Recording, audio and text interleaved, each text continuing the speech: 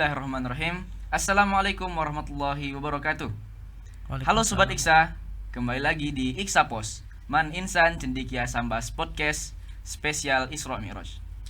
Seperti yang kita tahu sendiri, Isra Mi'raj adalah perjalanan baginda Muhammad Rasulullah SAW mulai dari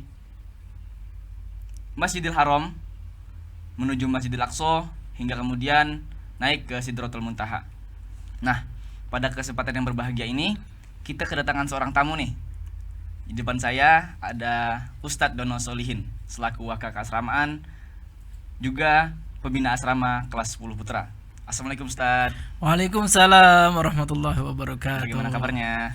Alhamdulillah. Sehat. Nah, ada pepatah nih Ustadz, tak kenal maka tak sayang. Boleh dong Ustadz perkenalkan nama ataupun Ustadz sebagai apa di Man Insan Cendikia Sambas? Baik, bismillahirrahmanirrahim. Alhamdulillahirabbil alamin. Allahumma shalli ala sayyidina Muhammad wa ala ali sayyidina Muhammad. Assalamualaikum warahmatullahi wabarakatuh. Waalaikumsalam. Pertama, saya Dono Solihin sebagaimana tadi disebutkan oleh host kita, Bob Rizky. Saya lahir di Cianjur, Jawa Barat, Provinsi Jawa Barat. Kemudian saya hijrah ke Pontianak itu tahun 2005 setelah lulus SMA. 2006 saya masuk IAIN, dulunya Stain Pontianak. Lulus 2011 karena saya agak lama sedikit kuliahnya, karena saya betah di kampus. Oke, kemudian awal 2012 saya merantau ke Malaysia untuk menjadi guru bahasa Arab di Malaysia, tepatnya di SMK Pesantren Abdul Taib Mahmud. Halo kawan-kawan, sahabat-sahabat guru di SMK Pesantren Abdul Taib Mahmud dan di seluruh negeri Sarawak, juga di seluruh Malaysia, juga anak-anakku sekalian yang pernah belajar di SMK Pesantren Abdul Taib Mahmud Sarawak, Malaysia. Kemudian karena saya ingin berbakti pada Ibu Pertiwi, ada panggilan jiwa gitu ya, ingin mengabdi kepada bangsa dan negara dengan kemampuan yang saya miliki. Jadi 2019 itu saya pulang ke Indonesia dan saya bergabung di SMA Al-Azhar Pontianak.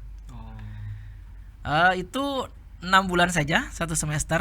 Kemudian akhirnya saya bergabung di Man Insan Cendikia Sambas pada 8 Juli 2019. Jadi sampai hari ini saya 3 tahun 7 bulan berada di Man IC Sambas. Dan pada akhirnya Allah takdirkan saya bertemu dengan Bob Rizky, host yang keren pada malam ini. Amin, amin. Mudah-mudahan keren seterusnya. Amin insyaallah. Mungkin itu perkenalan dari saya. Alhamdulillah. Jadi Sobat Iksa udah kenal kan dengan tamu undangan kita, Ustadz Dono Solihin. Kemudian saya lupa pertama, saya belum perkenalan diri. Takutnya Sobat Iksa sayang dengan Ustadz tapi tidak sayang dengan saya gitu. Jadi perkenalkan, nama saya Miftah Rizky Apni Husairi. Di sini saya adalah pelajar kelas 11. Dan di acara kali ini saya akan membantu kalian untuk sama-sama belajar tentang Isra Mi'raj dengan tema menjadikan nilai Isra Mi'raj sebagai semangat untuk bangkit dan muhasabah diri. Nah, mungkin Sobat Iksa udah mulai kepo nih. Apa sih sebenarnya Isra Mi'raj itu sendiri? Boleh dong dijelasin Ustaz makna dari Isra Mi'raj? Isra Mi'raj itu sebagaimana kita ketahui diabadikan dalam Al-Qur'an surah Al-Isra ayat 1. A'udzubillahi minasyaitonirrajim. Subhanallazi asra bi 'abdihi lailan minal masjidil haram ilal masjidil aqsa. Jadi Isra itu perjalanan Nabi dari Mekah, Masjidil Haram, minal Masjidil Haram sebagaimana disebut dalam surah Al-Isra itu, ilal Masjidil Aqsa di Palestina, itu Isra. Kemudian Mi'raj itu naik artinya ya, naik dari Masjidil Aqsa sampai langit pertama, kedua, ketiga, keempat, kelima, keenam, ketujuh, sampailah ke Sidratul Muntaha. Itu disebut Mi'raj. Maka peristiwa itu disebut Isra dan Mi'raj. Tapi dalam ayat itu kan Rasulullah itu diisrokan, diperjalankan. Isra itu artinya perjalanan ya. Isra kan. Gitu. Isra subhanallazi asra bi 'abdihi, kan maha suci Allah yang telah memperjalankan hambanya atau mengisrakan hambanya minal masjidil haram. Jadi Rasulullah itu dijalankan. Oh, nggak berjalan Nah, sendiri gitu ya. Ya dalam tanda petik kehendak Allah, bukan kehendaknya Rasulullah. Ya, jadi karena Allah yang berkehendak, maka dalam waktu singkat itu lailan kan, pada satu malam. Jadi makna lailan itu menurut sebagian pendapat bahwa kalau disebut lailan itu artinya sebagian malam. Sebagian malam. Tapi kalau lailatan ada tak marbutoh di ujungnya, maka itu mulai dari min ghurubis samsi, dari mulai terbenam matahari ila tulu'il fajr, sampai terbit fajar. Nah, itu disebut lailah. Jadi satu malam penuh itu pakai tak, lailatan. Tapi kalau lailan itu sebagian malam. Dalam ayat lain kan wa minal laili fatahajjad bihi. Jadi lailan sebagian malam. Nah, Rasulullah itu Isra dan Mi'raj itu sebagian malam, bukan sepenuh malam, bukan dari maghrib sampai subuh, enggak. Tapi sepertiga malam. Tapi Rasulullah perjalanannya sampai sangat jauh, dari Masjidil Haram, Masjidil Aqsa, naik ke Sidratul Muntaha, yang pada waktu itu belum ditemukan roket atau apalah itu pesawat luar angkasa. Tapi Rasulullah melakukan perjalanan itu.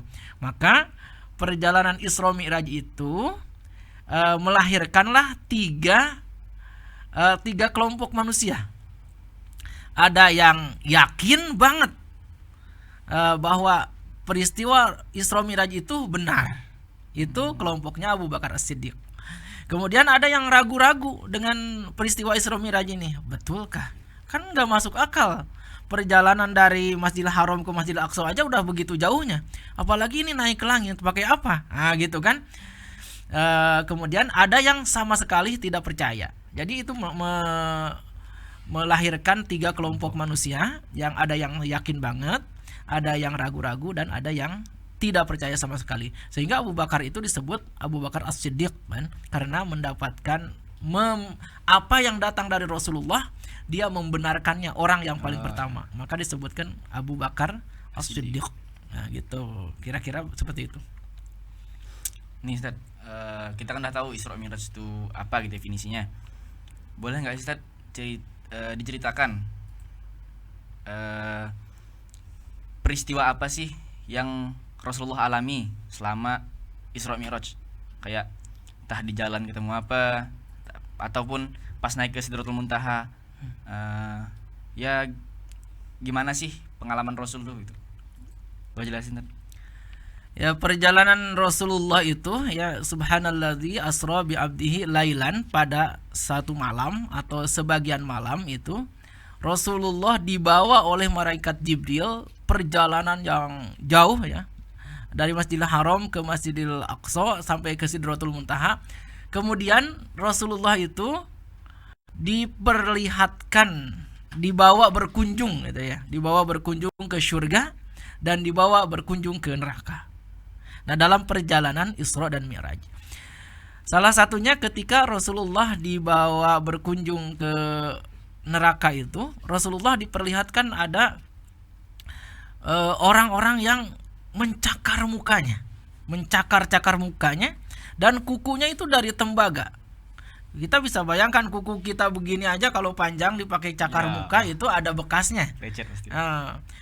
Itu kukunya dari tembaga, jadi dicakar mukanya, cakar sampai mengelupas, balik lagi ke semula, cakar lagi, kemudian balik lagi ke semula. Lalu Rasulullah bertanya kepada Jibril, ya Jibril, itu perumpamaan apa? Kata Jibril, wahai Muhammad, ini adalah perumpamaan umatmu yang dulu ketika di dunia itu suka memfitnah orang lain, atau suka mempermalukan orang lain, gitu ya. Suka menyebar hoax. Maka hati-hati itu. Nanti di akhirat akan mencakar-cakar muka. Kemudian Rasulullah itu diperlihatkan juga dengan orang yang memotong-motong lidahnya. Potong lidah. Iya, lidahnya dipotong gitu kan. Udah gitu balik lagi, potong lagi. Oh, sudah. Sedangkan lidah tergigit saja sakit. Ya. Nah, apalagi ini dipotong-potong gitu ya. Lalu Rasulullah bertanya kepada Jibril, "Ya Jibril, ini perumpamaan apa?" Kata Jibril, "Itu perumpamaan umatmu yang ketika di dunia itu suka menggibah." Menggibah itu membicarakan aib orang lain. Nah, disebutkan kan dalam kitab Sulamut Taufik itu, ghibah itu menyebutkan sesuatu tentang saudaramu yang ketika disebutkan itu saudaramu merasa tidak senang. Nah, itu ghibah. Nah, itu nanti di akhirat itu kita akan dipotong-potong lidahnya. Selain dipotong-potong lidahnya, orang yang menggibah itu ternyata menghancurkan amal baik kita.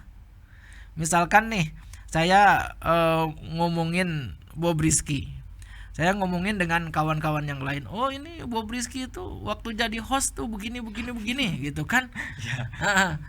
Nah, itu ketika saya ngomongin itu, amal saya habis karena ngomongin Bob Rizky. Terus amal nanti ketika amal saya sudah habis itu, keburukan Bob Rizky pindah ke saya. Oh. Nah, sehingga orang-orang yang suka ngomongin orang lain, menjelek-jelekan orang lain itu, atau ghibah bahasanya ya, itu akan habis amalnya di dunia. Di akhirat nanti tidak dapat apa-apa. Maka perjalanan Isra Mi'raj itu mengingatkan kepada kita untuk menjaga lisan kita, menjaga perilaku kita supaya tidak memfitnah. Kemudian ketika di surga, Rasulullah itu diperlihatkan kepada sekelompok orang yang pagi hari dia menanam, sore hari dia memanen. Masya Allah. Itu kan suatu yang luar biasa. Paginya menanam, sorenya memanen. Itu ditanyakan oleh Rasulullah kepada Jibril. Kata Jibril, itu perumpamaan umatmu yang melakukan amal soleh di dunia, kemudian nanti di akhirat memetik kebaikannya. Sehingga disebutkan kan dalam surah Sabbihisma rabbikal a'la itu, al-a'la, wal akhiratu khairu wa abqa. Akhirat itu lebih baik dan lebih kekal. Tetapi bal tu'thirunal hayatad dunya. Manusia itu banyak yang memilih kehidupan dunia. Karena itu lebih menggoda. Padahal dalam peristiwa Isra Mi'raj itu, Rasulullah juga pernah diperlihatkan ada seorang nenek-nenek tua yang memanggil-manggil gitu, memanggil Rasulullah. Tapi Rasulullah tidak menolehnya. Kemudian ketika ditanya kepada Jibril, "Siapakah itu wahai Jibril?" Itu adalah perumpamaan dunia. Dunia itu pada zaman Rasulullah Isra Mi'raj 1400 tahun yang lalu itu udah tua, udah nenek-nenek. Oh. Apalagi sekarang. Ya. Artinya apa? Dunia itu nampak bagus ketika dari kejauhan, tapi sesungguhnya dunia itu sekarang udah keriput, udah tua banget. Jadi buyut. Bahkan disebutkan kan ada kiamat itu sudah dekat. Karena dunianya sudah tua. Karena itu kita seharusnya melakukan persiapan untuk kehidupan akhirat, supaya nanti di akhirat kita bisa memanen. Ya. Nah, seperti orang-orang yang digambarkan dalam peristiwa tersebut. Kemudian dalam peristiwa Isra Mi'raj itu kan itu adalah suatu undangan Allah kepada Rasulullah secara khususnya, yaitu Allah Subhanahu wa taala akan memberikan satu informasi atau tugas kepada Rasulullah bahwa ada hal yang perlu dilakukan atau ada ibadah yang perlu dijalankan oleh umat Muhammad, yaitu sholat 5 waktu. Tetapi sebelum terjadi peristiwa Isra Mi'raj kan Rasulullah diuji oleh beberapa hal. Yang pertama, meninggal istrinya Sayyidah Khadijah. Yang kedua, meninggal pamannya yang selalu mendampingi dakwahnya. Ketika dua orang ini meninggal dunia, Rasulullah sangat bersedih. Lalu Rasulullah itu diundang oleh Allah untuk dalam tanda petik ya dihibur oleh Allah Subhanahu wa taala supaya hatinya kuat. Kemudian dalam satu riwayat juga, dalam satu kitab disebutkan bahwa sebenarnya peristiwa Isra Mi'raj itu salah satunya juga terjadi karena bahwa ada persaingan antara bumi dan langit. Ya. Kata bumi, saya itu lebih baik dari kamu wahai langit. Kenapa? Karena saya memiliki lautan, memiliki gunung-gunung, memiliki sungai-sungai, memiliki pohon-pohon. Kata langit, saya memiliki bintang-bintang, memiliki galaksi, memiliki matahari, bulan dan sebagainya. Tak mau kalah. Lalu kata bumi, saya memiliki Sayyidul Anbiya wal Mursalin. Saya memiliki pemimpinnya para nabi dan para utusan. Sehingga kalaulah tidak ada orang ini, maka tidak akan ada makhluk yang lainnya. Nah, gitu kan? Maka langit itu diam 1000 bahasa, tidak bisa menjawab apa-apa. Karena apa? Karena dia merasa memang karena Rasulullah lah makhluk-makhluk lain ada. Akhirnya langit mengadu kepada Allah, ya Allah, bisakah engkau mengundang Sayyidina Muhammad SAW untuk datang ke langit agar aku tidak terlalu malu dengan bumi yang memiliki Rasulullah. Nah, gitu, itu salah satu riwayat ya dalam satu kitab. Tetapi di sisi lain yang kita tahu bahwa oleh-oleh dari perjalanan Rasulullah Isra dan Mi'raj itu adalah sholat yang 5 waktu. Walaupun pada awalnya sholat itu 50 waktu. Kemudian Rasulullah bertemu dengan Nabi Musa. Kata Nabi Musa, umatmu tidak akan sanggup kalau 50 waktu. Rasulullah datang kepada Allah Subhanahu wa taala bolak-balik, disebutkan dalam satu riwayat sampai 9 kali. Yang akhirnya dapatlah 5 waktu. Kata Nabi Musa, umatmu tak akan sanggup. Tapi Rasulullah sudah malu, terus bolak-balik memohon dispensasi kepada Allah. Akhirnya sholat 5 waktu. Bayangkan kalau kita sholat 50 waktu, 1 jam, 1 hari 1 malam kan 24 jam. Ini 50 waktu berarti 30 menit sekali. 30 menit sekali, bahkan kurang karena 50 kan. 50. Itu sangat menyulitkan. Tapi ini semua adalah takdir Allah Subhanahu wa taala untuk memberikan kepada kita itu kemudahan. Tetapi jangan juga dimudah-mudahkan. Jangan juga dimudah-mudahkan. Kemudahan tentang sholat sesungguhnya ada. Ketika di perjalanan ada jamak qashar. Ada ketika lupa ada qadha. Ketika tertidur ada qadha. Tetapi sholat tidak boleh ditinggalkan. Itu kira-kira tentang apa yang terjadi dalam peristiwa Isra dan Mi'raj.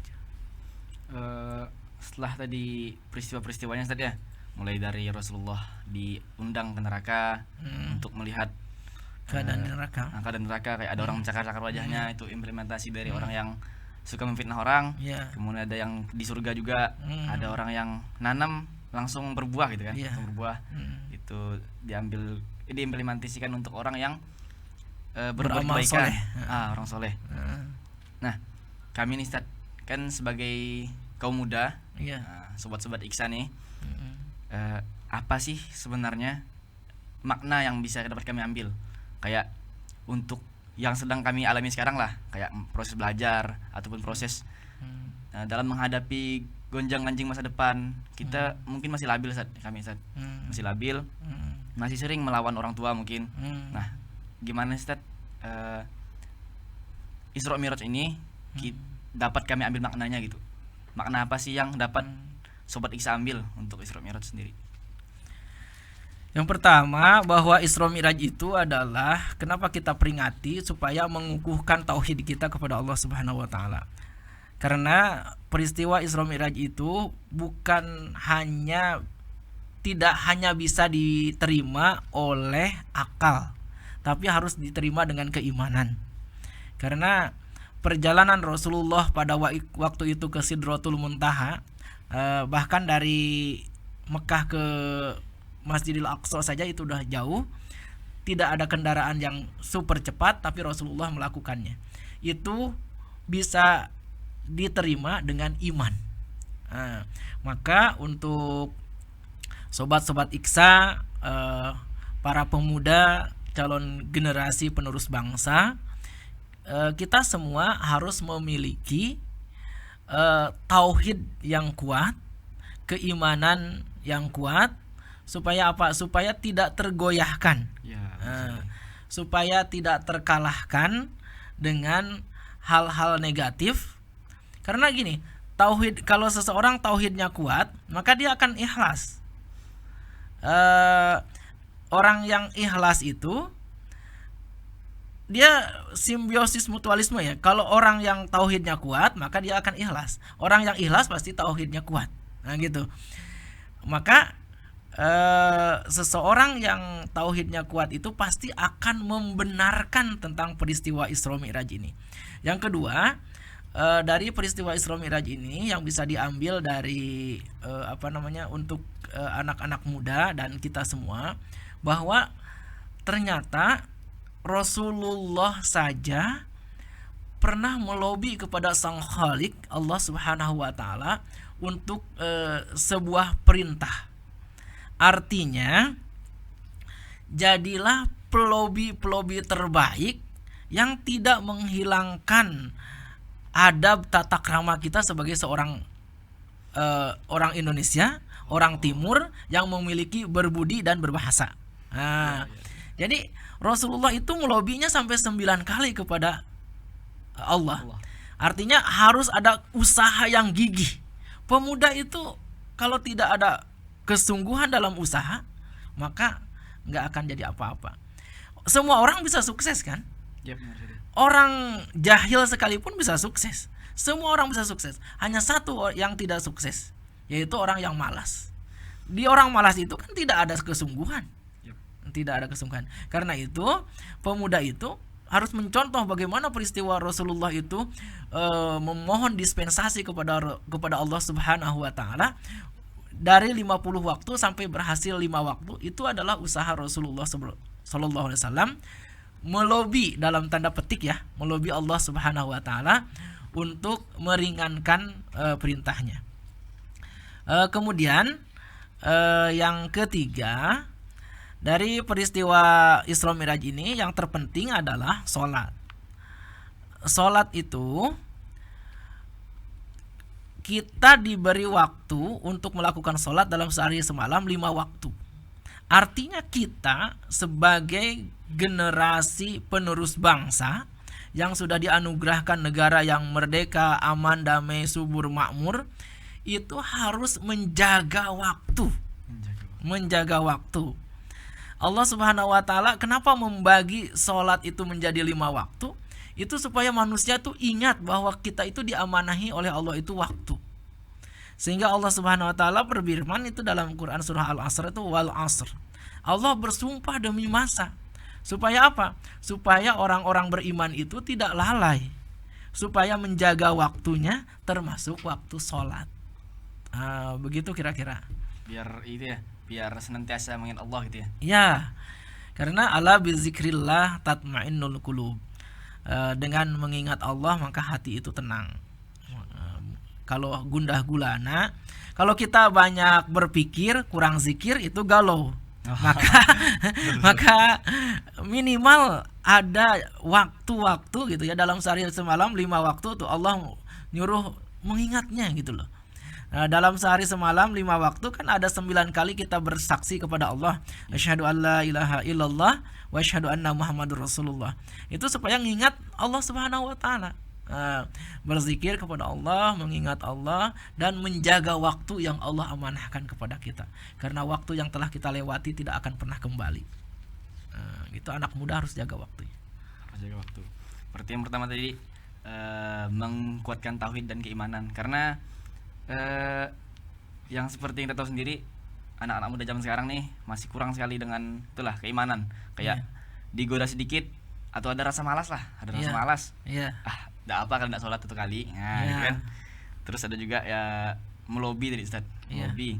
Itu harus gigih dan mungkin kami para pemuda nih takut gitu Ustaz, takut durhaka gitu kalau melobi terlalu takutnya Ustaz malah merasa apa ya? Merasa ngerepot, ilfil. Nah, iya benar ilfil. Takutnya malah kita ngelobi terus-terusan, pas kita ngelobi sekali enggak terima gitu. Dan sholat juga sholat untuk senantiasa mengingat Allah gitu, dan menjaga waktu. Dan sebelum closing nih Ustaz, ada enggak Ustaz quotes gitu? Nah, anak-anak muda kan suka dengan quotes Ustaz. Iya.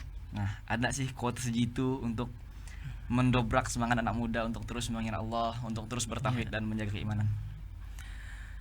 Yang pertama saya ingin menyampaikan bahwa jika Anda ingin memperbaiki hidup Anda, maka perbaikilah sholat Anda. Jika Anda ingin memperbaiki hidup Anda, maka perbaikilah sholat Anda. Karena jika sholatnya benar, maka sholat itu akan memberikan efek positif pada seluruh kehidupan. Sebagaimana firman Allah Subhanahu wa taala, A'udzubillahi minasyaitonirrajim. Innas sholata tanha 'anil fahsya'i wal munkar. Sesungguhnya sholat itu akan mencegah manusia dari perbuatan keji dan munkar. Jika seseorang manusia itu terbebas dari perbuatan keji dan munkar, maka dia akan terbebas dari perilaku maksiat. Ketika terbebas dari perilaku maksiat, maka dia akan baik dalam hidupnya dan selamat dunia akhirat. Itu quotes yang pertama. Maka jagalah sholat Anda, perbaikilah sholat Anda untuk memperbaiki kehidupan Anda. Sholatlah Anda sebelum Anda disolatkan. Masya Allah. Itu saja. Terima kasih. Wah, tanpa terasa Ustaz, keren sekali perbincangan pada malam hari ini. Cukup hangat dan namun meresap ke dalam hati. Mulai dari sholat, mulai dari menjaga keimanan, menjaga waktu. Itu semua nilai-nilai yang sangat dibutuhkan untuk Sobat Iksa di rumah. Terima kasih Ustaz udah sama-sama menyempatkan diri untuk hadir dalam kesempatan malam hari ini. Teman-teman sekalian, ingat bahwa sholat adalah hal terpenting dalam kehidupan.